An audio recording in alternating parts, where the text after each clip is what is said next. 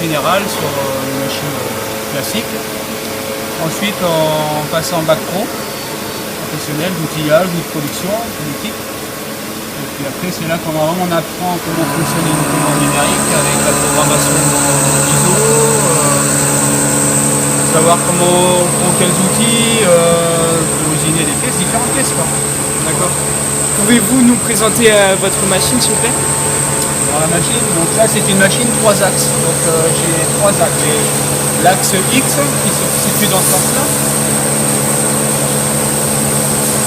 L'axe X, ça va dans l'axe X, c'est comme ça. L'axe X c'est dans ce sens-là. L'axe Y, plus ou moins bien sûr. Et l'axe Z.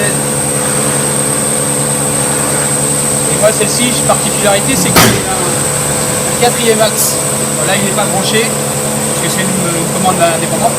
C'est un quatrième axe de rotation. C'est-à-dire que je peux faire des pièces avec un mouvement. D'accord, en fait c'est une fraiseuse en même temps qu'un tour alors. Voilà, je peux prendre des pièces de tournage et faire des rainures dedans, faire plein de choses.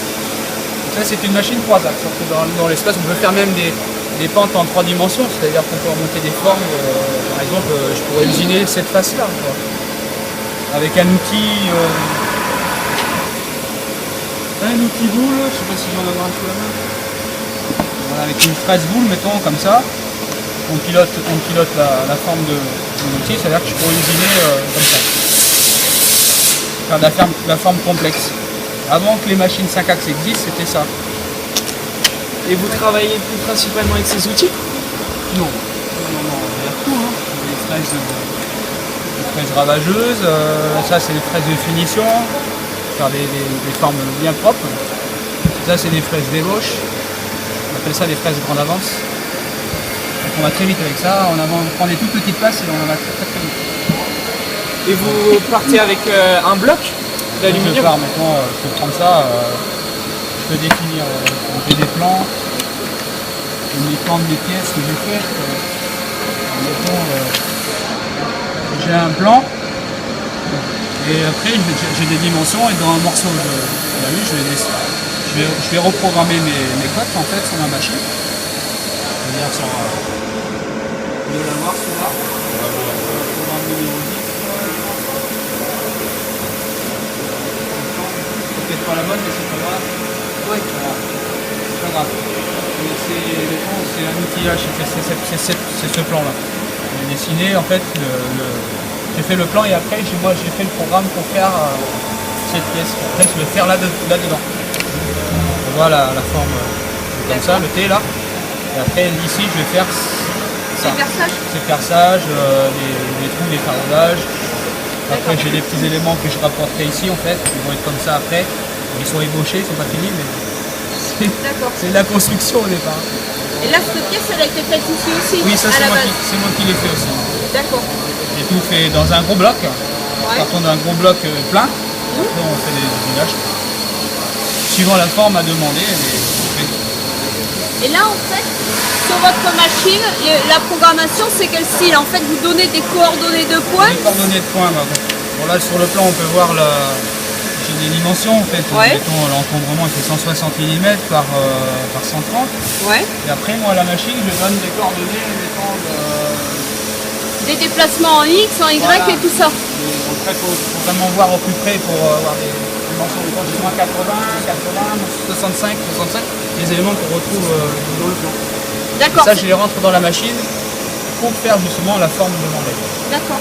Donc ça veut dire, excusez-moi, ça veut dire que là, par exemple, ici, ça c'est le point 00 pour vous? Non, le point 0,0, il n'est pas noté là, mais il est là, il est au milieu. Parce que j'ai fait partir mes cotes en fait de ce trait d'axe. D'accord. Et quand vous dites vous avez fait partir vos cotes, c'est-à-dire c'est vous qui avez fait le dessin à la base aussi? Oui, en fait, ça c'est de la création, donc c'est un outillage qu'on fait en interne. D'accord. Donc après on fait le plan et après je donne mes cotes que j'ai besoin pour justement faire sur la machine. D'accord. Et le dessin, vous le faites avec quel Le logiciel qui est de côté là dans la croyance. Ouais. Et c'est quoi comme logiciel? Le logiciel c'est Top Solid. C'est chez Mixler, c'est tout en France. C'est français. Ouais, c'est un peu le même principe que SolidWorks certainement, voilà, qu'ils utilisent dans les écoles. D'accord. Même celui-ci, Top Solid, normalement on doit le trouver dans Moi, je sais qu'il y était, quand j'étais à l'école, il y était déjà. Plutôt comme ça. Et toujours, en fait, chaque pièce a sa particularité, sa difficulté, quoi. Donc chaque fois, on apprend des choses. Hein. Tous les jours, ça va être une autre paire. Et c'est complexe de faire ce métier? Parfois c'était un défi énorme à relever. Après, il aime bien travailler les mots. En maths, souvent je joue un petit peu la trigonométrie, il y a beaucoup de philo, on va avoir la logique. Si ça brille des choses. Alors c'est vrai que c'est pas visible dans l'entreprise, mais c'est quand même un métier qui est accessible aux femmes. Hein. Parce que moi à l'école, il y avait 2 filles dans ma section. Voilà. C'est quoi ça que faire ce métier? C'est pas réservé aux hommes ce genre de métier. Hein. Donc on n'en sait jamais pour Ce cette métier est collectif ou plutôt personnel? Moi en maths, il faut les deux. Et moi je travaille aussi bien pour moi, faire les pièces pour moi, ou soit je fais pour les autres après. Alors c'est vrai que c'est pas visible dans l'entreprise. Quels sont vos C'est quand même horaires? un métier qui est accessible aux femmes. Hein. C'est 8h du matin, midi et demi, il y avait 2 filles, on fait 14h, 17h. Et il faut être fort en informatique? Oui, non, ça demande l'informatique. Ce métier est Programmation informatique, du codage? là c'est les deux. Parce que moi je travaille aussi bien pour moi, faire les pièces pour moi, ou soit je fais pour les autres. Donc simple. Oui. Là on peut le faire. Ce métier? Oui, être minutieux, il faut pas. C'est-à-dire, mettons, je prends l'exemple sur les trous là.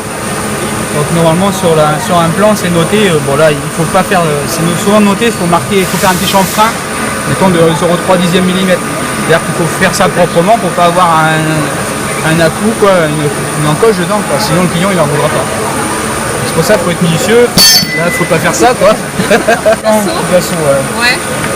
Donc nous suivant on reçoit mettons un plan comme ça, pardon. Ouais. Avec toutes les zones qui sont en rouge, toutes les zones de la pièce en fait à reprendre. Ça sont des pièces de fonderie Voilà, à la c'est base, ça. ouais. Donc à la base, vu qu'on est plein ils ont déjà défini la forme de la pièce. D'accord. Et après tous les traits rouges, c'est toutes les zones où on doit retoucher. Donc moi après informatiquement j'ai un fichier 3D qui ressemble à cette pièce-là en volume, numérique.